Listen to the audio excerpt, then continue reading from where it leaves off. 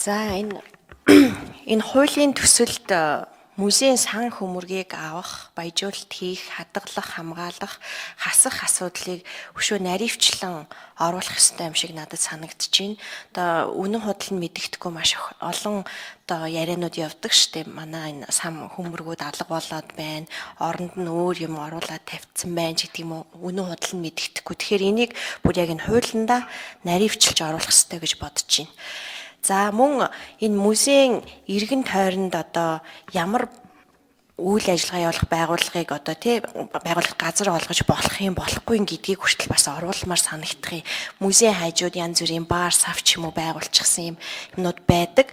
Тэгээд энэ нь эргээд бас тэр ойр орчимд нь жоохон тийм одоо болохгүй юм шиг надад санагдаад байгаа. Мөн дээрэс нь музейн ойр орчмын газрыг бас зарах асуудлууд маш их гардаг. Одоо Богд хааны музейн иргэн тойрон бол ямар сайхан сэлүүхэн байлаа. Одоо тэгэл одоо янз бүрийн компаниуд авчихсан. Тэрийн ирээдүйд юу ч болох гэж байгаа. Наагур цагаар нь өндөр шилэн байшингууд бариад ингээ харагдахгүй болохоор одоо тийм дүр төрх бол харагдаж байгаа. Тэгэхээр энийг бас хуулинд оруулах ёстой гэж бодож байна. За дээрэс нь музейн барилгын стандарт гэж юм огт байхгүй. Монгол улсад одоо байдгүй юм шиг байгаа юм.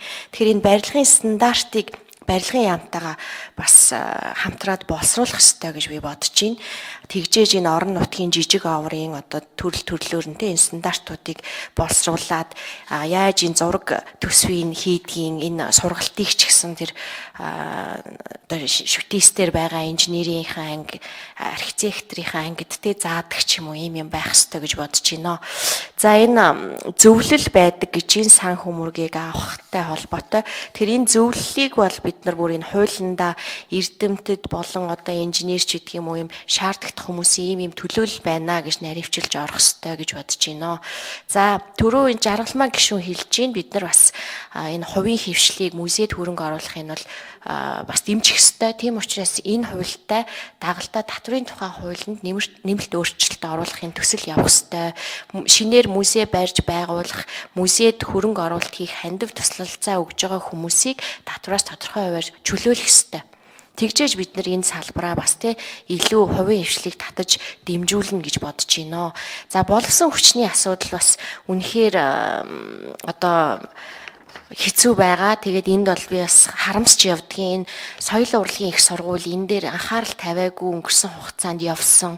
Дээрээс нь одоо бас төрийн бодлого ч гэсэн ишээ чиглэж чадаагүй хаягдсан байгаа. Тэгэхээр энэ болсон хүчний асуудлыг одоо ямар хөтөлбөр байхын гэдгээс нь ахуулаад тэр тэтгэлэг өгөх асуудал дээр ч гэсэн бид нар анхаарах хэрэгтэй. Олон улсад одоо төрийн сангаас хүүхдүүдийг сургаж байгаа штэ. Одоо топ 100 сургууль мургуул гээд тэрэнд мэрэгжлийн бас оруулж өгөх ёстой гэж бодож байна. Намайг их сургуульд ажиллаж байхад би тэр зөвлөлд нэг хөндлөнгийн шинжээчээр орж явахад нэг хүүхдийг л Итали руу энэ сэргийн засварлах чиглэлээр сургахаар явуулж исэн. Тэр хүүхд маань одоо бараг төгсөх болж байгаа бах. Тэгээд тэндээс ахуулаад энэ гадаадд байгаа хүмүүсээ бас татаж оролцуулах ёстой гэж бодож байна. За энэ төлбөр тогтоох журам бол илүү наривчлах одоо наривчлсан журмаар шийдэгдэх ёстой музейн төлбөр.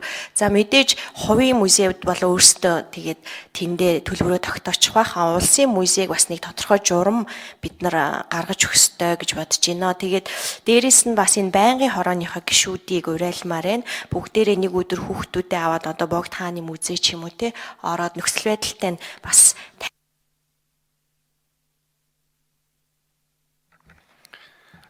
За мөнгө цэцэг шүү.